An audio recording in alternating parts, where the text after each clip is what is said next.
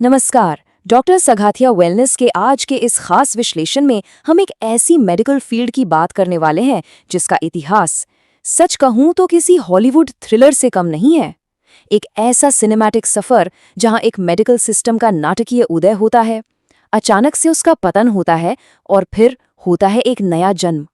ऐतिहासिक डेटा और कुछ बेहद चौंकाने वाले तथ्यों के जरिए आइए डिकोड करते हैं कि असल में हुआ क्या था। जरा सोचिए, एक ऐसा मेडिकल सिस्टम जिसे दुनिया के सबसे बड़े अरबपतियों और राजघरानों का सीधा सपोर्ट मिला हो, वो अचानक से अमेरिका जैसे देश से लगभग गायब कैसे हो सकता है ना अजीब बात। आज का हमारा ये विश्लेषण इसी रहस्य से पर्दा उठाने वाला है। कहानी में आगे बढ़ने से पहले चलिए इसके बेसिक कॉन्सेप्ट को फटाफट रिफ्रेश कर लेते हैं। डॉक्टर सैमुअल हैनीमैन का वो मशहूर सिद्धांत याद है, सिमिला सिमिलबस क्यूरेंटोर, मतलब समान ही समान को ठीक करता है। आसान भाषा में कहें तो किसी भी बीमारी को ठीक करने के लिए उस चीज की बिल्कुल न्यूनतम खुराक दी जाती है जो एक स्वस्थ इंसान में ठीक वैसे ही लक्षण पैदा करे। और ये पूरी की पूरी पद्धति कोई हवाई बात नहीं है, बल्कि 7 मुख्य सिद्धांतों के पिलर्स पर खड़ी है। Law of similar, simplex, minimum dose, vital force, drug proving, dynamisation और क्रॉनिक डिजीज। यही वो सॉलिड फ्रेमवर्क है जिस पर इसका पूरा फाउंडेशन टिका हुआ है। तो चलिए चलते हैं कहानी के पहले भाग की तरफ, इसकी नींव और इसका ऐतिहासिक बूम। इतिहास के पन्नों में एक बहुत ही अहम साल दर्ज है, 1790। यही वो वक्त था जब जर्मनी में डॉक्टर हैनीमैन ने इसकी खोज की।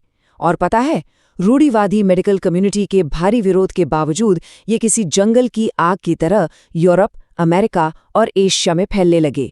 इसकी पॉपुलैरिटी का अंदाजा आप इस बात से लगाइए कि मशहूर अरबपति जॉन डी रॉकफेलर तक ने इसे चिकित्सा के क्षेत्र में एक प्रगतिशील और आक्रामक कदम बता दिया था। अब जाहिर है, जब इतना बड़ा नाम सपोर्ट में आ जाए तो क्रेडिबिलिटी तो आसमान छूने ही वाली थी। और ये लिस्ट यहीं खत्म नहीं होती। चार्ल्स डिकेंस जैसे महान साहित्यकार, पोप पायस X और यहाँ तक के 1830 के दशक से खुद ब्रिटिश रॉयल फैमिली भी इसके बड़े समर्थकों में शामिल थीं। मतलब उस दौर में एलीट क्लास के बीच इसका एक अलग ही जलवा था। अब जरा इन आंकड़ों पर नजर डालिए। 1829 से 1869 के बीच अकेले न्यूयॉर्क शहर में इसके प्रैक्टिशनर्स की संख्या हर 5 साल में 2 गुनी हो रही थी। और वजह, उस दौर की महामारियों में मिली जबरदस्त सफलता। अमीरों से लेकर फ्री डिस्पेंसरीज के जरिए गरीबों तक हर कोई इस पर भरोसा जता रहा था। यहाँ एक और बहुत ही दिलचस्प हिस्टोरिकल फैक्ट है। महिलाओं के बीच ये प्रैक्टिस कुछ ज्यादा ही पॉपुलर थी। 1848 में बना the homeopathic Boston female medical college दुनिया का सबसे पहला महिला मेडिकल कॉलेज था। और तो और 1871 में ही इन्होंने महिलाओं को अपने राष्ट्रीय संगठनों में शामिल करना शुरू कर दिया था, मेन स्ट्रीम ऑर्थोडॉक्स डॉक्टर्स से बहुत पहले। 1900 आते आते ये अपने एकदम पीक पर था। 22 मेडिकल स्कूल, 100 से ज्यादा अस्पताल और हजारों फार्मेसी। और सबसे कमाल की बात, मेडिकल बोर्ड एग्जाम पास करने वाले छात्रों का रेट उनके ऑर्थोडॉक्स साथियों से कहीं ज्यादा था। सब कुछ एकदम परफेक्ट चल रहा था। लेकिन फिर कहानी में आता है दूसरा भाग। अचानक हुआ पतन। 20वीं सदी की शुरुआत में AMA यानी अमेरिकन मेडिकल एसोसिएशन ने इसे दबाने के लिए अपने कड़े तरीके अपनाने शुरू किए। और ताबूत में आखिरी कील साबित हुई 1910 की फ्लेक्सनर रिपोर्ट। इस रिपोर्ट ने सिर्फ रिसर्च बेस्ड स्कूलों को मान्यता दी। क्लिनिकल प्रैक्टिस पर फोकस करने वाले होम्योपैथिक कॉलेजों को इसमें बहुत बुरी रेटिंग दी गई। इस रिपोर्ट का इम्पैक्ट कितना डरावना था, वो सिर्फ इस एक नंबर से समझा जा सकता है, 2। जी हाँ, 1900 में जो 22 शानदार कॉलेज थे, 1923 तक आते आते वो सिर्फ 2 रह गए। बाकी सारे या तो बंद हो गए या उन्हें अपना पूरा सिस्टम बदलना पड़ा, जिससे ट्रेनिंग पर बहुत बुरा असर पड़ा। खैर, पतन के कुछ और बाहरी कारण भी थे। तब तक मेन स्ट्रीम मेडिसिन पहले की तरह दर्दनाक और बर्बर नहीं रही थी। इकोनॉमिक एंगल भी था। एक मरीज की पूरी केस हिस्ट्री लेने में होम्योपैथ्स को बहुत वक्त लगता था, जबकि ऑर्थोडॉक्स डॉक्टर्स कम समय में ज्यादा मरीज देखकर ज्यादा कमाई कर रहे थे। ऊपर से फार्मा कंपनियों का बढ़ता दबाव भी इसके खिलाफ जा रहा था। लेकिन बात सिर्फ बाहरी हमलों की नहीं थी। एक और बड़ा फैक्टर था, अंदरूनी फूट, यानी एक बंटा हुआ घर। विवाद खुद इस कम्युनिटी के अंदर था। 2 अलग-अलग गुट बन गए थे। एक तरफ पक्के हैनीमेनियंस थे जो समग्र लक्षणों पर फोकस करते थे और एक बार में सिर्फ एक दवा देते थे। दूसरी तरफ वो लोग थे जिन्हें हैनीमैन स्यूडो होम्योपैथ कहते थे, जो एक ही बीमारी के लिए कई दवाइयां मिक्स करने लगे थे। इस बुनियादी झगड़े ने पूरी प्रैक्टिस की क्वालिटी को ही डगमगा दिया। और फिर शुरू हुआ पोटेंसी वॉर, मतलब दवा की शक्ति हाई होनी चाहिए या लो। इस एक बात पर इतना बवाल हुआ कि कम्युनिटी बुरी तरह टूट गई। यकीन मानिए, 1901 में सिर्फ शिकागो शहर में ही 4 अलग-अलग सोसाइटियां बन गई थीं।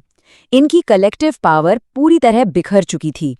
नतीजा, 1950 आते-आते पूरे अमेरिका में एक भी ऐसा कॉलेज नहीं बचा जो इसे पढ़ा रहा हो। पूरे देश में बमुश्किल 50 से 150 प्रैक्टिशनर्स बचे थे और उनमें से भी ज्यादातर की उम्र 50 के पार थी। ऐसा लगा जैसे अमेरिका से इस चैप्टर का हमेशा के लिए दी एंड हो गया। लेकिन रुकिए, अब आता है हमारा तीसरा और आखिरी भाग, आज की वास्तविकता। अमेरिका में भले ही इसका सूर्यास्त हो गया हो, लेकिन इतिहास गवाह है कि दुनिया के बाकी हिस्सों में जहां भी इस प्रैक्टिस को एक खुला और आज़ाद माहौल मिला, वहां इसने जबरदस्त बाउंस बैक किया है। ये सिस्टम कभी भी पूरी तरह से खत्म नहीं हुआ था। अगर आज का ग्लोबल डेटा देखें तो तस्वीर एकदम अलग है। भारत का ही उदाहरण ले लीजिए। यहाँ कॉलेजों और प्रैक्टिशनर्स की संख्या दुनिया में सबसे ज्यादा है। जिस चीज को अमेरिका में खत्म मान लिया गया था, वो आज भारत जैसे देशों के हेल्थ केयर सिस्टम का एक बहुत बड़ा और अहम हिस्सा बन चुकी है। तो अगर हम इस पूरे हिस्टोरिकल रोलर कोस्टर को एक टाइमलाइन में समेटें, तो 1790 में इसकी शानदार खोज हुई। 1848 में महिलाओं के पहले मेडिकल कॉलेज के साथ इसने अपना पीक देखा। फिर 1910 की फ्लेक्सनर रिपोर्ट ने इसे गहरा झटका दिया और 1950 तक अमेरिकी कॉलेज बंद हो गए। ये टाइमलाइन हमें साफ दिखाती है कि कैसे बाहरी नियम और अंदर की फूट किसी भी एस्टैब्लिशमेंट की जड़ें हिला सकती हैं। जाते जाते एक बहुत ही गहरा सवाल सामने आता है।